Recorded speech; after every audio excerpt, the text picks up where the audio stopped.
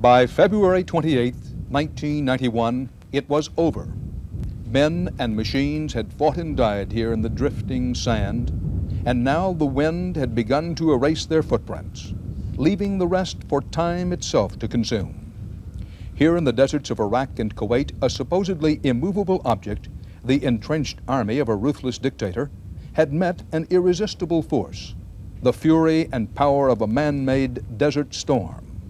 After 38 days of violent bombardment from the skies and 100 hours of a swift air-land battle, the tyrant's military might lay shattered, destroyed by something he had never expected: the extraordinary will of the world's nations to rise up against him.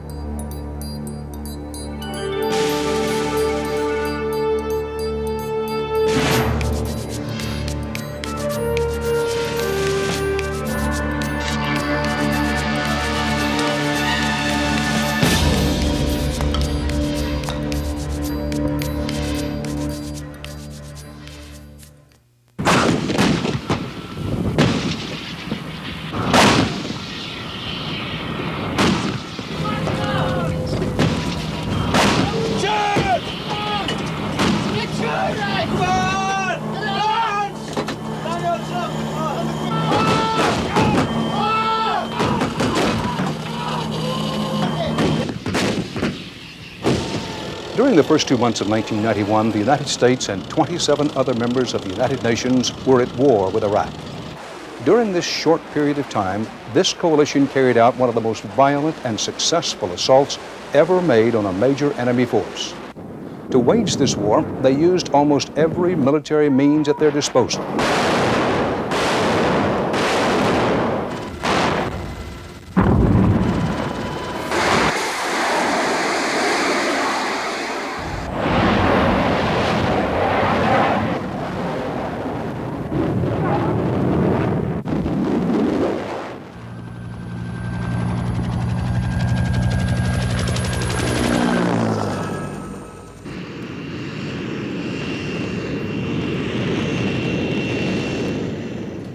I'm Dan Rather.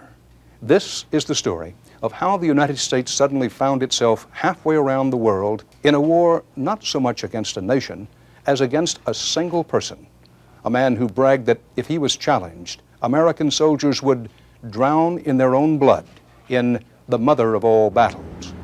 The enemy was Saddam Hussein, the unelected president of Iraq. Saddam had risen to power using murder and terror to destroy his opposition and to control his people.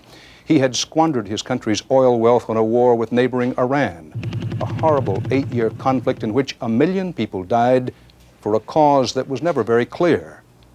For the United States, the Iran-Iraq conflict was a war between two countries for whom we had little love. But we supported Saddam because he was keeping Iran in check. We could also imagine he was the avenger for Iran's heartless treatment of American hostages. When Saddam's war with Iran was finally ended, there was no winner. Iraq had gained nothing but enormous casualties and financial chaos. Nevertheless, Saddam Hussein's unrestrained desire to be the ruler of the region remained. So too did his insatiable appetite for the weapons to back him up. To fulfill his ambitions, he needed huge amounts of hard cash, more than he was currently earning with his exports of oil. With his economy almost at a standstill, the Iraqi dictator began to seek relief by putting pressure on yet another neighbor, the tiny kingdom of Kuwait. The oil-rich sheiks of Kuwait had lent billions of dollars to Saddam during the war years to keep their powerful neighbor at bay. Now the Iraqi chief wanted that debt forgiven. In negotiations with Kuwait, Saddam Hussein demanded the use of 2 islands in the Persian Gulf as terminals for his oil tankers. He accused the Kuwaitis of advancing their boundaries to the north, driving down oil prices by pumping too much, and drilling at an angle under the border to steal his reserves. He wanted money and some of their oil fields in repayment. It seemed America chose not to become involved in Iraq's dispute with Kuwait. The U.S. ambassador, April Glaspie, met with Saddam on July 25, 1990. According to an edited Iraqi transcript of the meeting, she told him, "We don't have much to say on Arab differences like your border difference with Kuwait." Saddam never believed that other Arab nations would permit American troops on their soil to fight against him. He began to move 100,000 men across Iraq to take up positions on the Kuwaiti border. Then on August 1st, 1990, saying Kuwait was not interested in satisfying his demands, Saddam ordered his minister to leave the negotiations. The next day, August 2nd, 1990, Saddam sent his army into Kuwait, supposedly to support a Kuwaiti coup against the ruling family. In only a few hours, his troops seized the entire nation. The addition of the Kuwait fields now gave Saddam control of 20% of the world's oil. The first pictures of what happened were smuggled out later. Will those in favor of the draft resolution contained in document S/21425 please raise their hand? Before August 2nd was over, the United Nations Security Council met and voted 14-0 to condemn the Iraqi invasion and demand its immediate withdrawal from Kuwait. The Iraqi forces will be withdrawn as soon as the situation is settled down and as soon as the free government of Kuwait has so wished. We hope that this will be a matter of few days or few weeks at the latest. 3 days later, the Iraqis were still in Kuwait and George Bush was angry. Iraqi lied once again. They said they were going to start moving out today, and we have no evidence that they're moving out. People who are now in control in Kuwait are saying they may close some of the embassies in Kuwait City, that they will regard any reaction against them as you should take care if you have your nationals in our country. Isn't that a threat? I'm not trying to characterize threats. The threat is a vicious aggression against Kuwait, and that speaks for itself, and anything collaterally is just simply more indication that these are outlaws, international outlaws and renegades. And I want to see the United Nations move soon with Chapter 7 sanctions, and I want to see the rest of the world join us, as they are in overwhelming numbers, to isolate Saddam Hussein. Will those in favor of the draft resolution contained in document S/21441 please raise their hand? The next day, the Security Council voted 13-0 to put pressure on Iraq by passing a far-reaching trade and financial boycott. This resolution stated in effect that no nation should buy or sell anything to Iraq while its forces remained in Kuwait. Its purpose was to pressure Saddam Hussein by placing him in economic isolation. The United States and many members of the UN promptly froze Iraqi and Kuwaiti assets. Moscow, which along with France and China had supplied Saddam's army, halted arms shipments. Throughout the world, oil prices began to rise. The Palestine Liberation Organization, the PLO, made it known that it was casting its lot with Saddam. Yasser Arafat went to Baghdad, drawn by Saddam's insistence that the entire question of Kuwait should be linked to Israel's occupation of Arab lands. There was a major fear that after swallowing Kuwait, Saddam would send his armies southward for a quick conquest of Saudi Arabia. His troops and armor moved in that direction, but stopped just short of the Saudi border, where they began to dig in and prepare defensive positions. On August 7th, President Bush responded to an urgent Saudi request for help. He ordered American troops to go to the kingdom to help in its defense. The operation was called Desert Shield. Its first aim was to build up American military strength from zero to about 200,000 in as short a time as possible. When Saddam Hussein invaded Kuwait, we had about 10,000 people in the Middle East, which basically was comprised of 5 ships and a carrier on its way. And that's all we had out there. In 3 months after that, which took us into early October, we went from 10,000 people to 230,000 people. And it was agony doing that to the United States.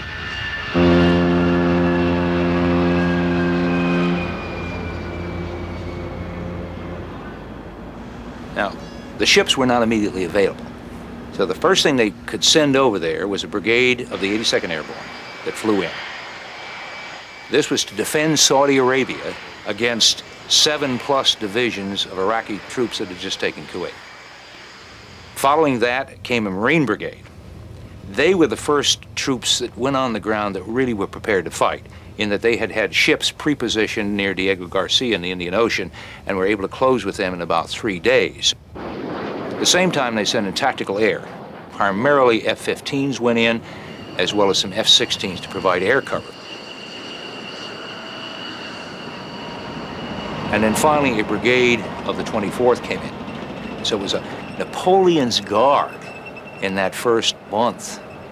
The fact of the matter is, we probably could not have held Saudi Arabia if the Iraqis had wanted to invade.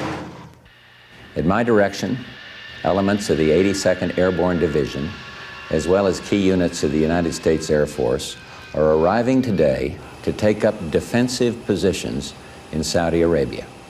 I took this action to assist the Saudi Arabian government in the defense of its homeland. No one commits America's armed forces to a dangerous mission lightly, but after perhaps unparalleled international consultation and exhausting every alternative, it became necessary to take this action. The stakes are high. Iraq is already a rich and powerful country that possesses the world's second largest reserves of oil and over 1 million men under arms. It's the 4th largest military in the world. Our country now imports nearly half the oil it consumes and could face a major threat to its economic independence. Much of the world is even more dependent upon imported oil and is even more vulnerable to Iraqi threats. We succeeded in the struggle for freedom in Europe because we and our allies remain stalwart. Keeping the peace in the Middle East will require no less. We're beginning a new era. This new era can be full of promise, an age of freedom, a time of peace for all peoples.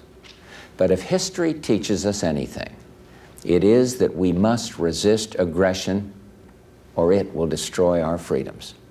Appeasement does not work.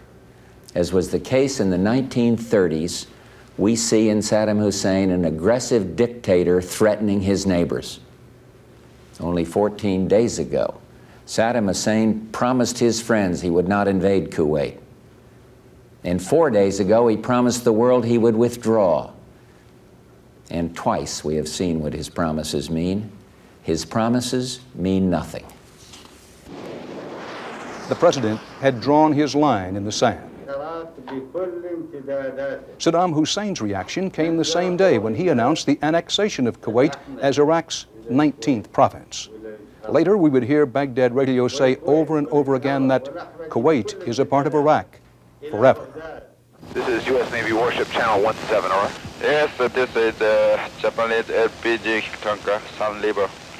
To further enforce the UN embargo, a naval blockade was set up both in the Persian Gulf and the Red Sea. Request your nationality, over.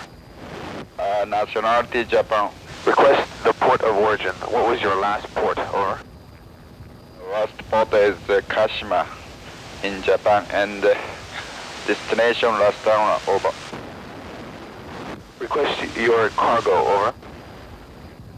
Cargo is LPG, liquefied petroleum gas, over. So far, I have no paperwork that supports that or shows who is receiving the cargo in Aqaba, over. The mandate to our naval commanders was simple. No strategic materials would go into Iraq and none of their oil would come out. On ships such as the frigate USS Taylor, the crews began to flex their firepower in preparation for the coming confrontations.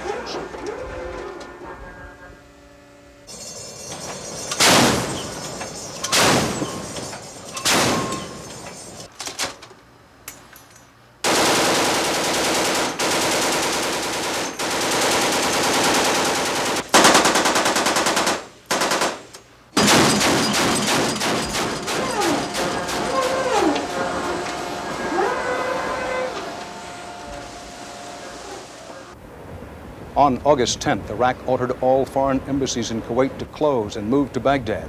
But President Bush ordered the United States Embassy to remain open. The ambassador would ultimately stay on for 3 months. After the Iraqis cut off their supply, the small staff of Ambassador Nathaniel Howell used water from the embassy's swimming pool. Meanwhile, at an Arab summit in Cairo, Egypt, Syria, Saudi Arabia, and other Persian Gulf states decided to send troops into the Saudi desert to take up positions alongside the Americans. But questions remained. If the war actually started, would Arab fight Arab? Ladies and gentlemen, the President of the United States, accompanied by the Secretary of Defense, Dick Cheney, and the Chairman, Joint Chiefs of Staff, General Colin Powell. On the 15th of August, President Bush once again vented his anger against Saddam Hussein. Our action in the Gulf is not about religion, greed, or cultural differences, as Iraq's leader would have us believe. What is at stake is truly vital. Our action in the Gulf is about fighting aggression and preserving the sovereignty of nations. It is about keeping our word, our solemn word of honor, and standing by old friends.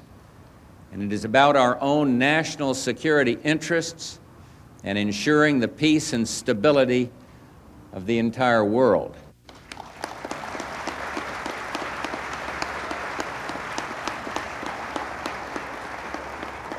And we're also talking about maintaining access to energy resources that are key, not just to the functioning of this country, but to the entire world. Our jobs, our way of life, our own freedom, and the freedom of friendly countries around the world would all suffer if control of the world's great oil reserves fell into the hands of that one man, Saddam Hussein. And so we've made our stand, not simply to protect resources or real estate, but to protect the freedom of nations. And we're making good on long-standing assurances to protect and defend our friends who have the courage to stand up to evil and are asking for our help. We are striking a blow for the principle that might does not make right. Kuwait is small, but one conquered nation is one too many. Half a century ago, our nation and the world paid dearly for appeasing an aggressor who should and could have been stopped, and we're not about to make that same mistake twice. As the invective from both sides grew more intense, I traveled to Baghdad to try to get an interview with Saddam Hussein himself. The United States and Britain are advising their citizens in occupied Kuwait to remain at home despite... At the time, there were still many thousands of foreign nationals in Iraq, people who wanted to go home, but who were told they could not leave, that they were to be the, quote, guests of the Iraqi government. And of course, if war were to erupt, then of course these installations will be prime targets. While I was there, I learned that Iraq intended to take these guests to several key industrial sites to be used as human shields. Iraqi officials said that if President Bush ordered attacks on Iraq's munitions or chemical weapons sites, Americans would be killed. In an open letter to George Bush, Saddam Hussein warned that if war started, quote, thousands of Americans could go home shrouded in sad coffins. We must not delude ourselves.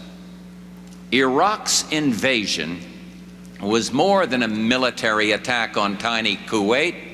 It was a ruthless assault on the very essence of international order and civilized ideals. And now, in a further offense against all norms of international behavior, Iraq has imposed restrictions on innocent civilians from many countries. This is unacceptable. And that's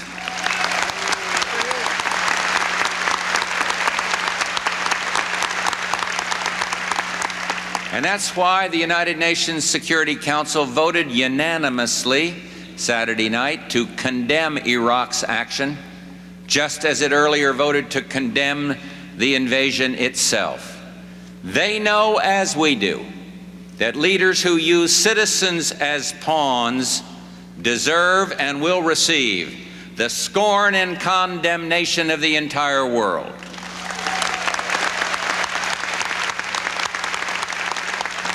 We've been reluctant to use the term hostage, but when Saddam Hussein specifically offers to trade the freedom of those citizens of many nations he holds against their will in return for concessions, there can be little doubt that whatever these innocent people are called, they are in fact hostages. And I want there to be no misunderstanding. I will hold the government of Iraq responsible for the safety and well-being of American citizens held against their will.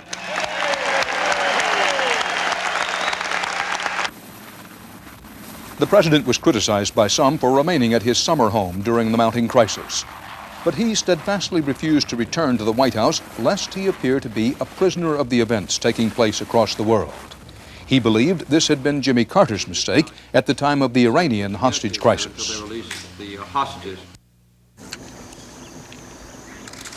During the late summer, the nation's business was conducted from Kennebunkport, Maine.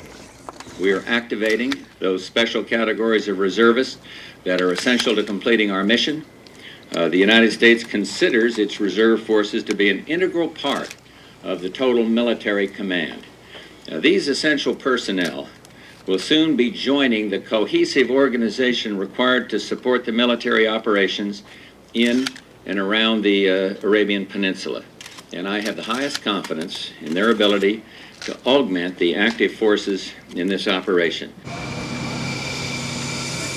One of the problems at the beginning of this thing was that the Army particularly had invested the support skills, quartermaster, trucks, medicine, had deliberately placed them in the reserves in order that the active duty part of the Army would be combat skills.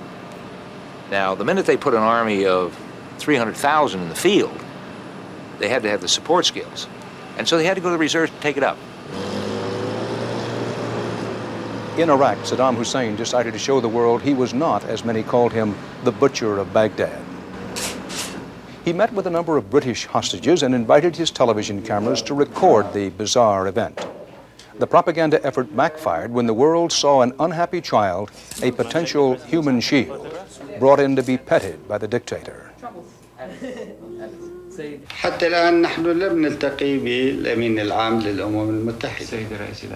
On August 29th, CBS News got its interview with Saddam Hussein. Mr. President, respectfully, a hostage is a hostage is a hostage. I have to believe that you, an intelligent person, knows that these people are hostages. أنتم تعرفون أن هؤلاء يعتبرون رهان. إذا كان المفهوم بهذه الكيفية، لماذا احتجز الأمريكان عدد من اليابانيين يعني بعشرات الألوف في الحرب العالمية الثانية؟ If that is how you conceive the situation to be, then how come that the United States kept or retained thousands of Japanese during the Second World War? Well, I'm not here to defend that. أنا لا أريد أن أدافع عن هذا الموضوع. But it was a long time ago in a different situation. ولكن قبل فترة طويلة كان هذا الموضوع مختلف. Would you consider letting all of these hostages go? Why is it different? Wasn't it done because you wanted the war not to go on for long? No, it was done for internal security. But أجري هذا العمل من أجل الأمن داخل. نحن نجري هذا العمل من أجل السلام. We are doing this for peace, which is a much more sublime objective than internal security. What are the chances, Mr. President, that you underestimate the power of the United States military? What are the chances that a quick, powerful strike could knock you out immediately? No single strike, however strong, however destructive, however potential, can destroy a whole people. يعني أمريكا معتمدة على سلاح الطيران. The United States relies on the Air Force. سلاح الطيران لم يحسم معركة في كل تاريخ الحروب. And the Air Force has never been the decisive factor in a battle in the history of wars. So yes, the United States Air Force may be able to destroy cities, plants, installations, and people, but it will never be able to be decisive in concluding a battle. هذا على المستوى الحديث عن التقنية والمقاتلين والحرب في إطار فني. This is on the level of technical talk about, war in the technical sense. ولكن على المستوى الآخر الله معنا والشيطان مع الإدارة الأمريكية. God is on our side and Satan is on the side of the American administration. هل بإمكان الشيطان أن يغلب الله؟ So can Satan or the devil win over God? Among the more interesting things about the interview was what Saddam Hussein didn't say on camera. As he walked with me through the halls of the presidential palace, he said, "You Americans lack the resolve to go to war." He thought we could never again stand the sight of Americans coming home in body bags. It was one of Saddam Hussein's many miscalculations. By the second week in September, life seemed almost normal in Baghdad.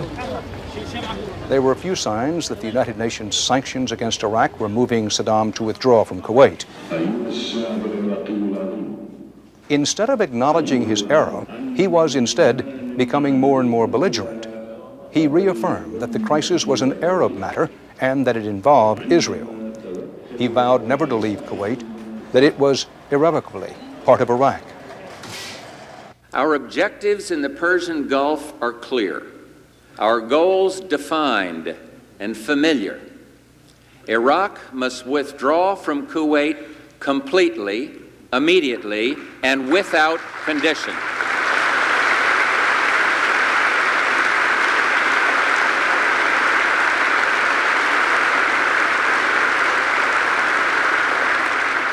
Kuwait's legitimate government must be restored. The security and stability of the Persian Gulf must be assured, and American citizens abroad must be protected.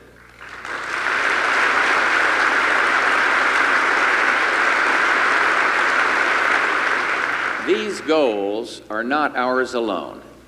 They've been endorsed by the United Nations Security Council 5 times in as many weeks. Most countries share our concern for principle, and many have a stake in the stability of the Persian Gulf. This is not, as Saddam Hussein would have it, the United States against Iraq. It is Iraq against the world. And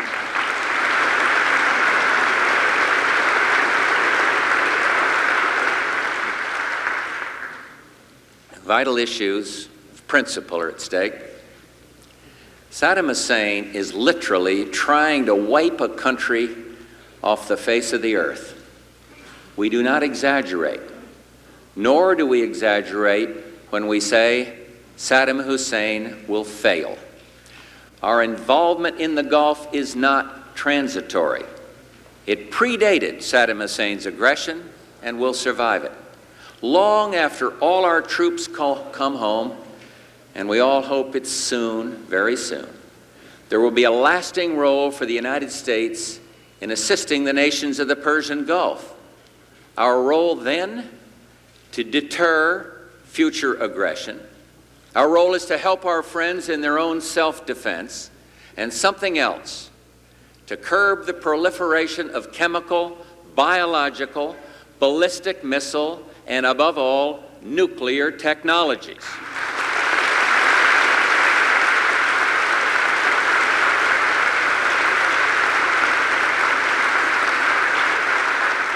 And let me also make clear that the United States has no quarrel with the Iraqi people.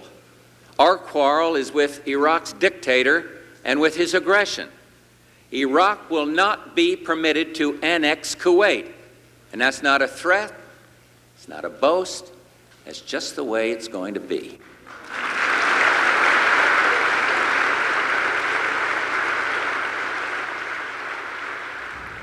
As President Bush took to the phone to gather support, he sent Secretary of State James Baker to begin a tour of world capitals. Meeting and talking to one leader after another, Baker and Bush gradually put together a remarkable coalition of nations who were willing to contribute troops and arms for a U.S.-led fight against Saddam Hussein. The British and the French sent air and ground forces. The Turks agreed to allow bombing raids from their territory. Notably missing were Japan and Germany, whose constitutions forbid military involvement. Instead, they promised to send money.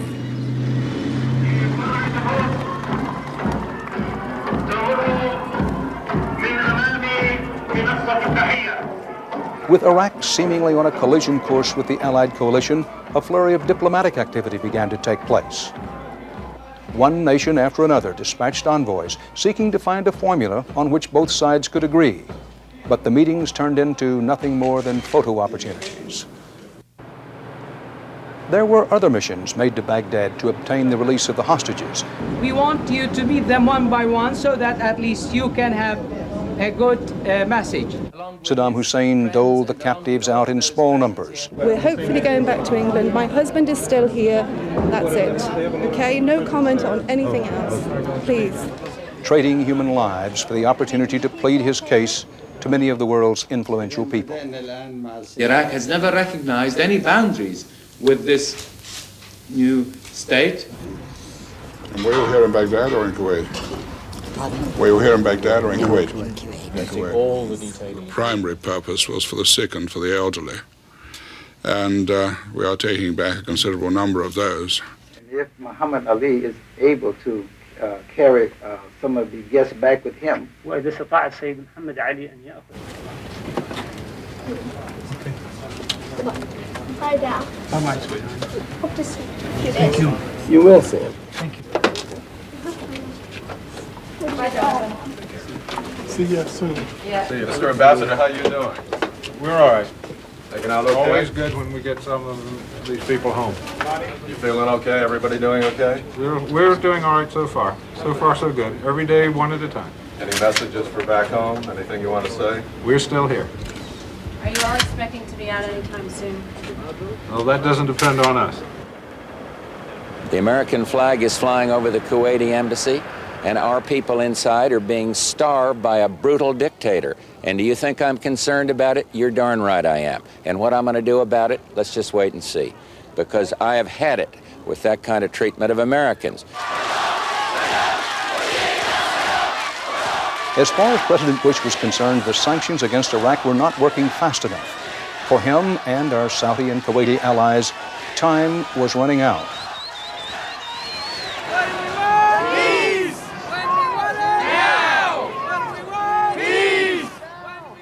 Although peace demonstrators took to the streets both before and during the war, their protests never shook the nation as they had during the Vietnam conflict. Yet the specter of that unhappy conflict in Asia would hang over much of this war. When we first started in early August deploying troops, and all the way up to the beginning of the war, when the war itself really started, all the pundits wanted to compare this thing with the Vietnam War. How we fought, how we were organized. And yet there was no comparison at all. In Vietnam, it was an army of draftees, army taken off the streets from ghettos. The army that went to this war came out of the ashes of Vietnam and the lessons learned from Vietnam. One! Black horse soldier! Two! Better do your best! We went to the all-volunteer force. The officers were graduates of school after school after school, where they not only practiced the arts of war, but studied the arts of war. We had groomed a professional armed force that had been training intensely, receiving these new high-tech weapons and learning how to use them, and how to use them well. Oh, we got it! Oh, that blew the hell out of it! Go, go, go, and hard training. Hard training in the deserts of California, hard training in Egypt, hard training in Europe. So when the Army finally came in, it It was an army unlike the United States has really ever had. 1, 2, 3, 2. 1, 2, 3, 3. 1, 2, 3, 4. 1, 2, 3. It was not a citizen's army that we like to talk about. It was a true professional army.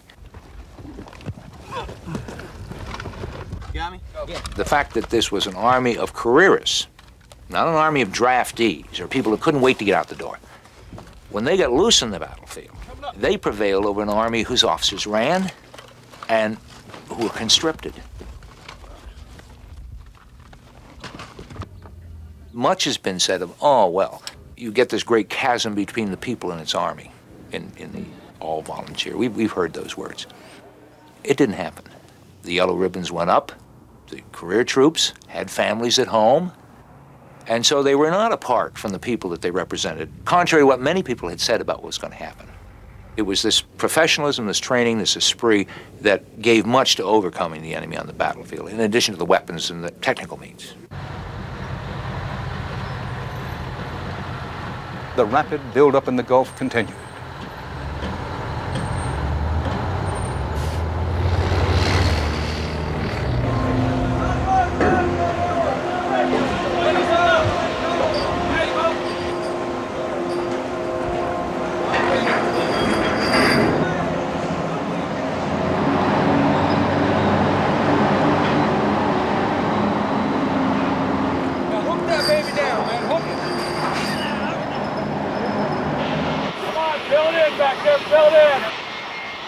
The job of moving men and equipment was like transporting Oklahoma City with all its belongings halfway around the world and setting it up from scratch. It was the equivalent of a Berlin airlift every 6 weeks.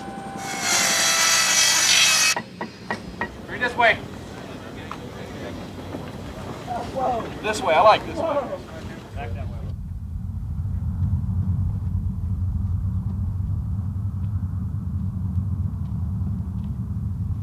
Just go ahead and relax. Drink plenty of water.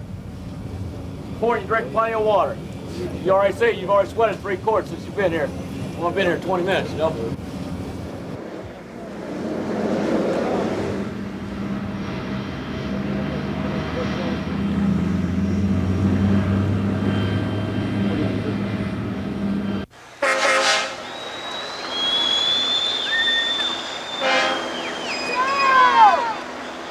In the Persian Gulf, the Navy increased the size of its fleet. When the final buildup was complete, there were 6 aircraft carriers on station.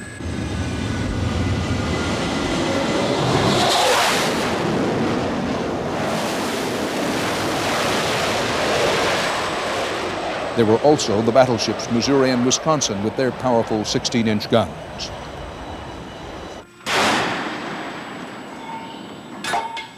The carriers and battleships were protected by Aegis cruisers and ships sent by other nations of the coalition from as far away as Argentina. Okay, Chow is from 1830 to 2030. Day by day, the number of troops in the Gulf increased. Let's go, look good, look good. Soon there were more than 200,000 on duty, just enough perhaps to prevent an invasion of Saudi Arabia, but not enough to carry the fight north, across the borders, and into Kuwait and Iraq.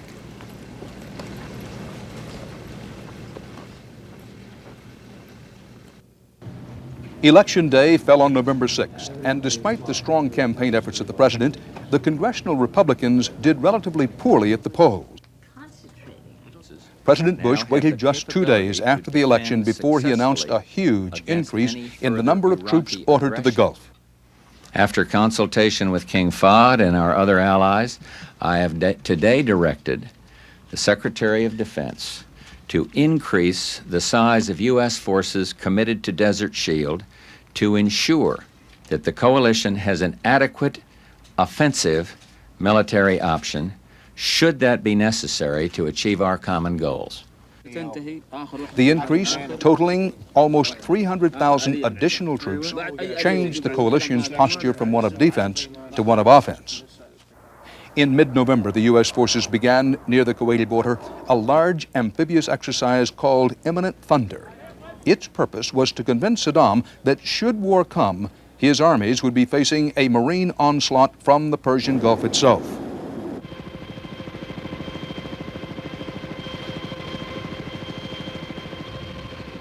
This is one of the Marines' specialties, establishing a beachhead by helicopter. Once secured, the beachhead gives them a supply base on shore. In any real war, they do it under a curtain of heavy air support and behind a curtain of shell fire from battleships offshore. Once they're dug in, their main task in this exercise is to contact and link up with Marines moving up from down the coast. Beanstalk, beanstalk, this is dangerous. Within an hour of the landing, helicopters began ferrying in vehicles and other equipment from the ships to turn the beachhead into a base of operations.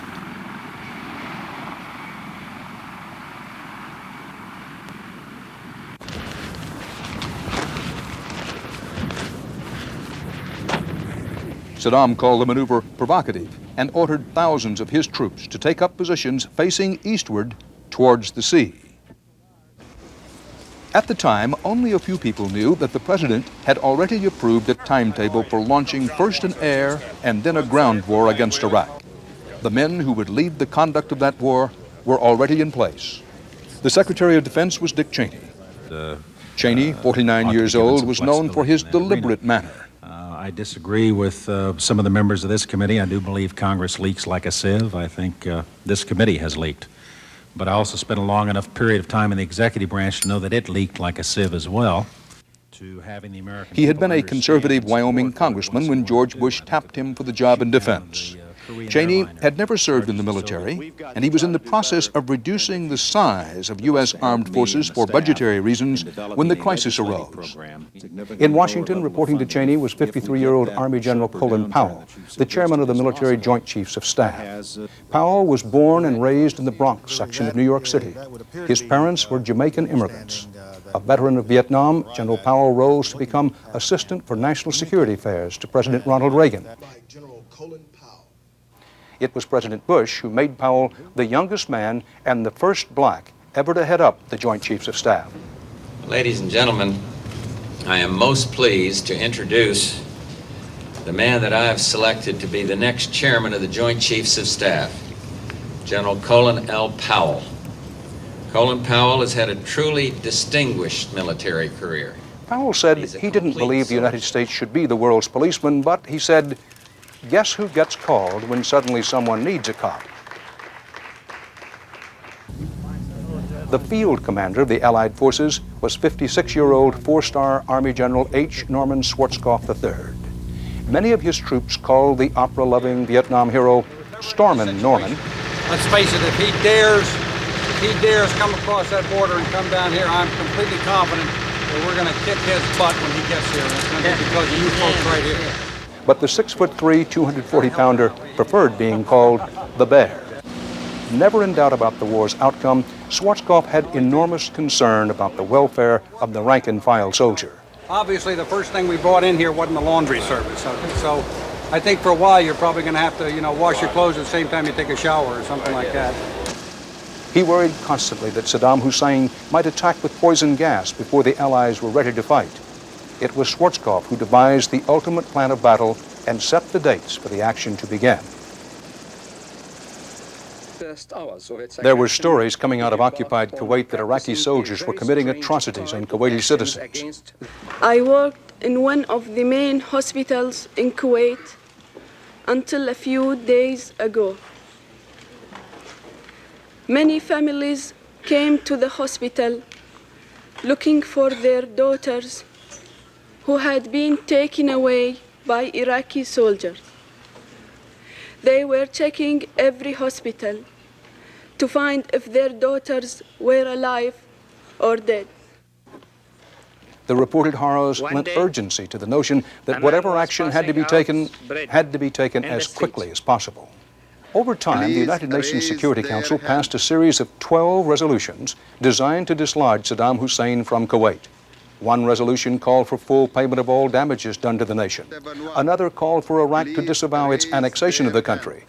But their most important vote authorized the United Nations coalition to use force to drive the Iraqis from Kuwait. The deadline set for the use of military action was January 15th. President Bush, in one last attempt to make his message of no compromise absolutely clear, sent Secretary of State James Baker to meet Iraqi Foreign Minister Tariq Aziz in Geneva, Switzerland. On January 9, 1991, Baker brought with him a letter from President Bush warning Saddam Hussein to get out of Kuwait in 6 days, by January 15th, or be forced out by the 28-nation coalition. But the letter was rejected by Aziz, who said its language was not compatible with language between heads of state. 6.5 hours later, when the meeting broke up, it seemed certain there were to be no last-minute solutions to the crisis. Ladies and gentlemen, I have just given President Bush a full report of our meeting today. I told him that Minister Aziz and I had completed a serious and extended diplomatic conversation in an effort to find a political solution to the crisis in the Gulf. I met with Minister Aziz today not to negotiate, as we have made clear we would not do, that is, negotiate backwards from United Nations Security Council resolutions. But I met with him today to communicate. And communicate means listening as well as talking. And we did that, both of us. The message that I conveyed from President Bush and our coalition partners was that Iraq must either comply with the will of the international community and withdraw peacefully from Kuwait or be expelled by force. Regrettably, ladies and gentlemen, I heard nothing today that, in over 6 hours, I heard nothing that suggested to me any Iraqi flexibility whatsoever on complying with the United Nations Security Council resolutions. He spoke at length about his government's assumptions of miscalculations by Iraq. And when I came to that point, I made it clear to him that we have not made miscalculations. We are very well aware of the situation. We have been very well aware of the situation from the very beginning. We know what the deployment of your forces in the region mean. We know what the resolutions you imposed on the Security Council mean. And we know all the facts about the situation, the political facts, the military facts, and the other facts. So talking about miscalculation is incorrect. Saddam Hussein must in some way be hoping and living by this Arabic proverb that the jackal is a lion in his neighborhood, that in his neighborhood he's a lion, he will prevail in the end, that even if we were to take him to war, that war will not be the great terrible swift sword that will deliver a magic solution, that we can throw the first punch and that he can take it and then he can get us into a drawn-out affair, and that in the end he could prevail and he could win politically even if he were to suffer a military defeat. That in the end, war will not be the great ultimate solution that we're banking on. It was now apparent that war was inevitable. In Baghdad, Aziz told CBS News that if war came, Iraq would attack Israel. Israel said it could take care of itself, but was desperately afraid Saddam would use poison nerve gas on its population. Within weeks, Israeli citizens were issued gas masks. The Israelis were confident that their fighter pilots could take care of any attempt by Iraq to bomb Israel from the air. However, Saddam Hussein had another weapon, one the Israelis could not shoot down. It was the SCUD missile, and the Israelis were certain that this was the way the poison gas would be delivered. Meanwhile, at home, a major problem continued to brew for George Bush. Although they had no love for Saddam Hussein or what he had done, some members of the United States Congress, particularly Democrats, felt it might be a mistake for the president to commit the nation to war without congressional assent. They saw it as a constitutional duty. Some believed that, given enough time, the economic sanctions against Iraq might yet work. Even those in favor of immediate action wanted the issue brought to a congressional vote. At first, President Bush argued that he did not need the consent of the Congress to act. He believed, he said, he already had sufficient authority to commit the armed forces to battle. Nevertheless, on January 8, 1991, after much give and take on the issue, the president sent a letter to Congress saying that he had frequently stated his desire for a resolution. It was the first request by a president for military action since the Gulf of Tonkin resolution in 1964. George Bush did not want to repeat the mistake of Vietnam when a president went to war without Congress and the people on his side. The debate that followed was both intelligent and passionate. There are no easy answers, but there are important principles involved and thousands of lives.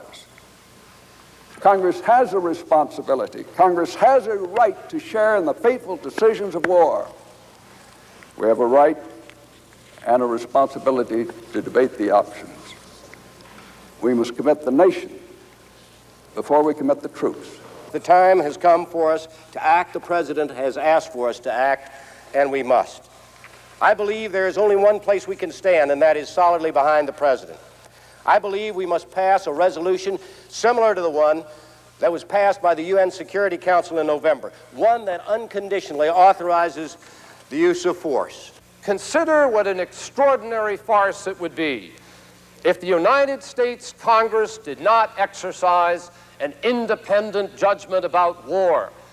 Are we in the United States of America supposed to go to war simply because the President thinks we should and has put us, or so many people, in the position of having to support him just to back him up?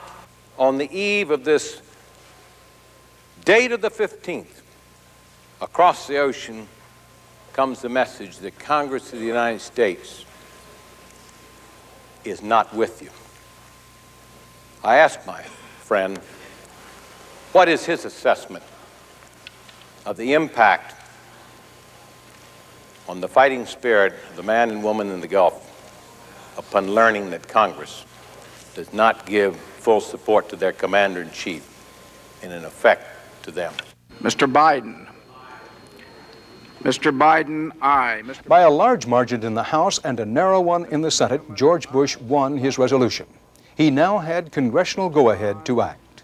With the debate over, Congress then joined ranks behind the president and showed unified support for our armed forces in the Arabian Desert. But Saddam Hussein was convinced the United States would rather talk than fight. He felt that time was on his side. What he did not know was that shortly after the collapse of the talks in Geneva, President Bush and his aides had met to choose the hour to strike. And now the world waited. The January 15th deadline came and went.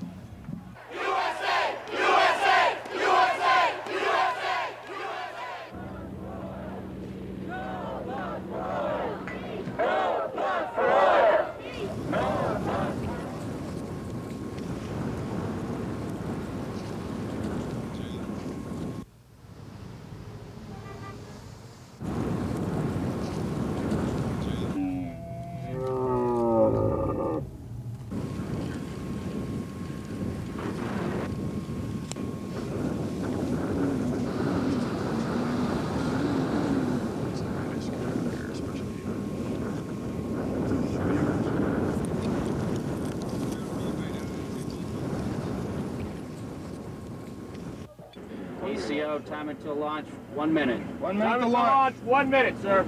Then on Wednesday, January 16th, 1991, at about 7 p.m. Eastern U.S. time, the battleships Missouri and Wisconsin launch 100 Tomahawk cruise missiles toward Iraq.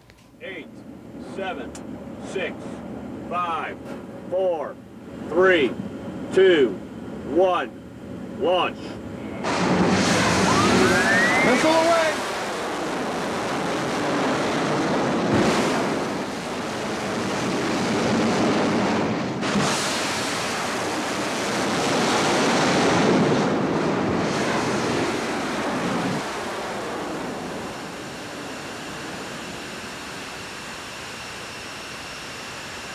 Then came the planes from the carriers in the Gulf, from the airfields throughout Saudi Arabia. Waves of fighters and bombers roared their way through the dark desert skies to the vital strategic targets throughout Saddam's empire.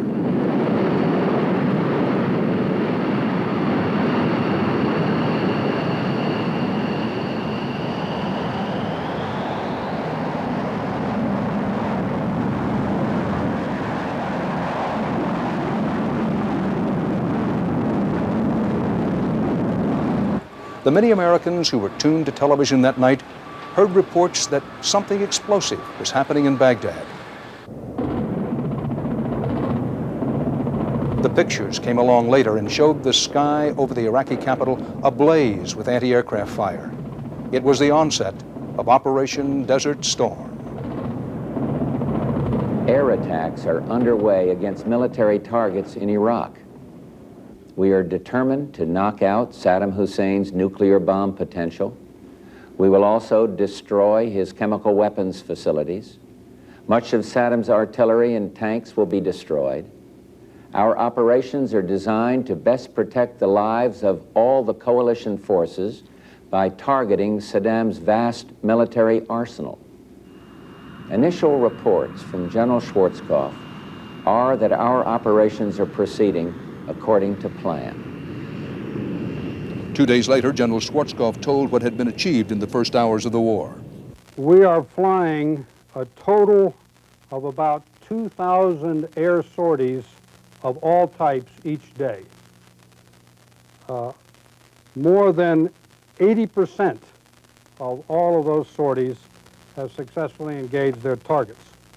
The sorties are being flown by the United States Air Force, the Navy, the Marines, and some Army. At this point, I'd like to introduce to you Lieutenant General Chuck Horner. Chuck Horner is the commander of the United States Central Command Air Forces. Since August, we have been planning this campaign, and I think the one person who is probably could be considered the architect of the entire air campaign as is being conducted today is Chuck Horner. What I have now to show you are some film clips of some actual weapons delivery. And these first two will be F-111 deliveries using laser-guided bombs. This is a runway at an airfield halfway between Baghdad and Kuwait. The center of the runway is the end point. This is where the laser designator is pointed. This is taken at night with infrared sensors. And there the bomb goes off in the center of the runway. The next one is a SCUD storage building in Kuwait.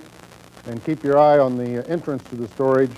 Again, the pilot has released his bombs about 2 miles away. He's banking away from the target, leaving the target area, blazing the target, and you'll see 2 bombs fly into the door of the storage bunker.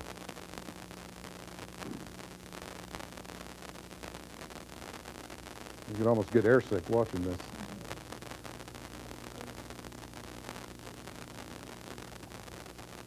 And you'll be able to count each bomb. 1, 2. And this is my counterpart's headquarters in Baghdad. This is the headquarters of the Air Force, and keep your eye on all sides of the building as the airplane overflies the building and drops the bomb down through the center of the building.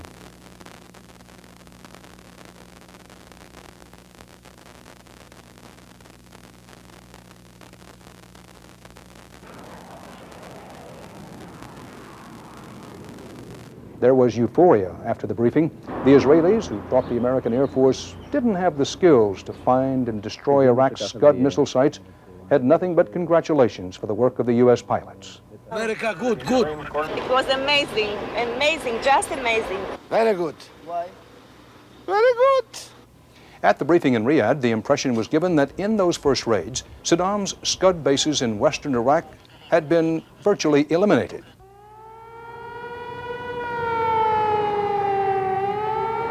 But the next night, both Israel and Saudi Arabia learned the SCUD threat was still there. Saddam not only had fixed SCUD launchers, he had mobile launchers as well, and many of them had escaped the bombs. Hidden during the initial attack, they were moved to new positions where their rockets could be fired. 8 of the crude missiles struck Tel Aviv, Haifa, and Ramallah. A new word that was heard throughout the world during this war was SCUD. SCUDs have been around for some time in the Soviet inventory in Central Europe. It's a ballistic missile, has a range of 200 to 400 miles depending on the version. Carries a 1,000 to 2,000 pound warhead, again depending on the version. And it is World War II kind of accuracy. And so one heard the description of the SCUD as a terrorist weapon. It was not militarily effective. No one went out and showed pictures of the SCUD like we did of the laser-guided bomb going through the Air Defense Operations Center or the Air Force headquarters. But as a terrorist weapon, the SCUD indeed had a credible capability. And the Iraqis understood its capability. The Iraqis understood that you fired it at large targets. You fired it at Dhahran, you fired it at Riyadh, you fired it at Tel Aviv.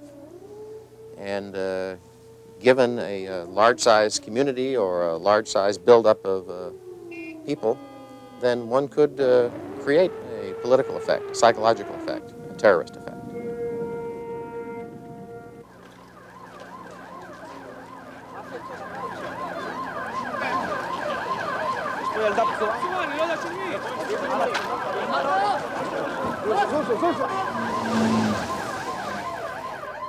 Every time a SCUD slammed into Israel, the Israelis waited to find out if once again Jews were to be victims of poison gas.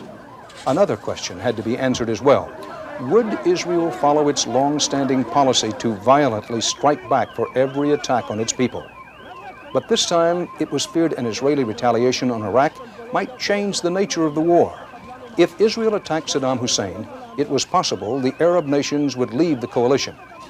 President Bush urged the Israelis to use restraint and not fall into Saddam's trap. He told them to stand fast and allow the coalition forces to deal with the dictator. To the world's surprise, Israel did just that. During the war, 38 SCUDs were fired at Israel. Although they reacted with anger, militarily, the Israelis turned the other cheek. The first SCUD that fell from the skies over Saudi Arabia never reached the ground intact. It had been intercepted at the end of its high-speed journey by a defensive missile called the Patriot.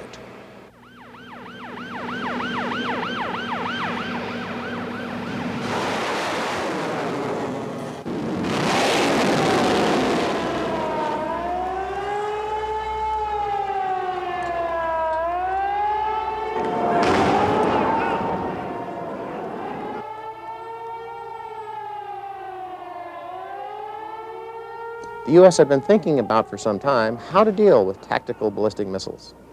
And indeed, we had in production, and we had some test data that indicated that the Patriot missile, a weapon that was designed to intercept enemy aircraft, the Patriot missile had some special capabilities. And indeed, with some additional software, some additional code in the computer, and some modification of the warhead so that the fusing was just a little more precise and a little quicker, that one could counter tactical ballistic missiles with a Patriot missile system. Patriot was used for the first time in combat in Desert Storm. It was the first use of an anti-ballistic missile, and it demonstrated that one can indeed hit a bullet with a bullet.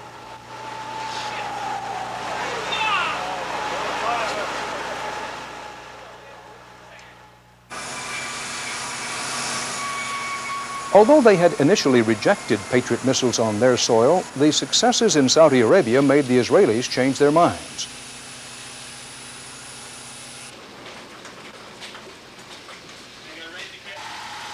As quickly as possible, Patriot batteries manned by American soldiers were rushed to Israel to provide a protective umbrella for their major cities.